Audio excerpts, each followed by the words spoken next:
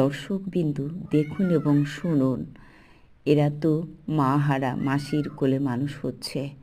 বাচ্চাগুলো যখন মা মা করে ডাকে, ওর মার কোনো ভ্রুক্ষেপ নেই, তখন এত কষ্ট হয়।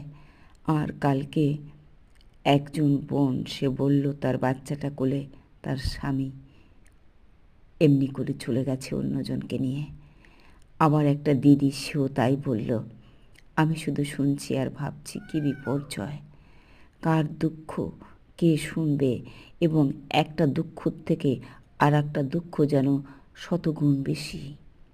এই যে শতগুণ শতগুণ করে কত হবে বলুন? তাহলে চারিদিক কী বিপর্যয়ে। আমরা তো এই যে পশুদের থেকেও অধম হয়ে গেছি গো, তাই নয় কি?